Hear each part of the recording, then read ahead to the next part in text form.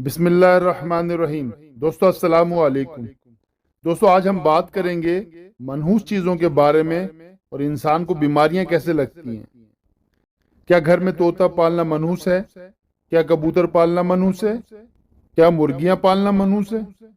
दोस्तों जब से मेरी शादी हुई है और मेरी बीवी मेरे घर आई है, मेरे सारे काम खराब हो रहे हैं। मेरा कारोबार खत्म होता जा रहा है। मेरी बीवी मेरे लिए मनहूस है।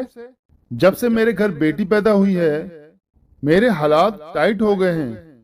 मैं लोगों का कर्जदार हो गया हूँ। मेरी बेटी मेरे लिए मनहूस है।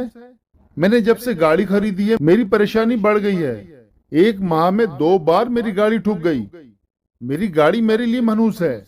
मैंने घर में तोता पाला है, इसलिए मेरे हर काम में रुकावटें पैदा हो रही हैं। तोता मेरे लिए मनहूस है। कबूतर मेरे लिए मनहूस है।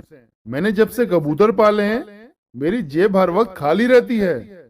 मेरी मुर्गियां मेरे लिए मनहूस हैं। मैंने जब से मुर्गियां पाली हैं, मैं बीमार रहने लगा हूँ। दोस्तों जो इंसान किसी चीज में नहूसत समझता है कि ये हुआ तो ये हो जाएगा, जो किसी चीज में बदशगुनी समझता है कि फला चीज मेरे लिए मनहूस है, मैंने ये चीज खा ली तो मेरे पेट में दर्द हो गया, मैंने ये किया तो मैं बीमार हो जाऊंगा। बदशगुनी लेना, फाल निकालना, नहूसत समझना, इन सब चीजों की इस्लाम में कोई इजाजत नहीं। दोस्तों इस तरह की बातें वो लोग करते हैं जिनका ईमान कमजोर होता है। नहूसत आपके अमाल होते हैं, चीजों में नहूसत नहीं होती। रसूलुल्लाह सल्लल्लाहु अलैहि वसल्लम ने फरमाया, कोई बीमारी मुतअद्दी नहीं और ना कोई बदशगुनी है। दीन में इस तरह की कोई चीज नहीं है।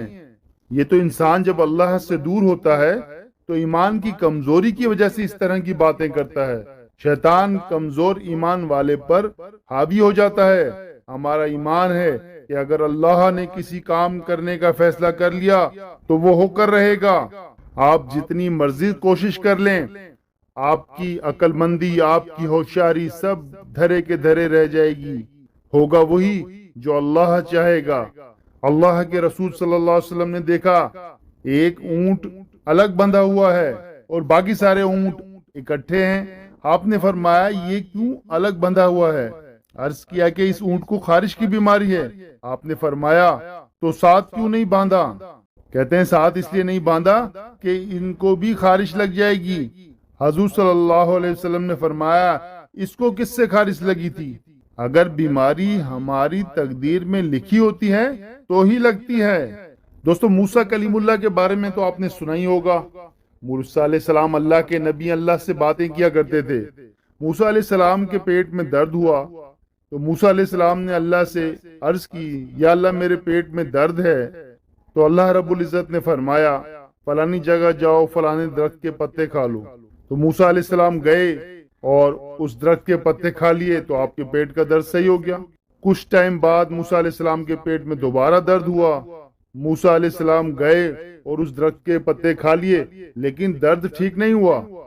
तो अल्लाह रब्बुल इज्जत से अर्ज किया, या अल्लाह, पहले दर्द हुआ, पत्ते खाए, ठीक हो गया, अब दर्द हुआ, पत्ते खाए, ठीक नहीं हुआ, तो क्या माजरा है? अल्लाह रब्बुल इज्जत ने फरमाया, पहले आप हमारे पास आए थे और हमने हुक्म दिया था, इसलिए पत्ते आपके लिए शिफा बन गए। अब हमारा हुक्म नहीं था, आपने अपनी मर्जी से पत्ते खाए, इसलिए आपको शफा नहीं मिली। तो दोस्तों अल्लाह ने दुनिया में कोई भी चीज बेफायदा नहीं पैदा की। हर चीज इंसान के फायदे के लिए बनाई है। हर चीज नफा व नुकसान देने में अल्लाह के हुक्म की मोहताज है। दोस्तों जरा हम अपने ईमान के मेयार को चेक कर लें, ये बहुत जरूरी है। हमारा ईमान है कि अल्लाह रब्बुल इज्जत के हुक्म के बगैर एक पत्ता भी हरकत नहीं कर सकता।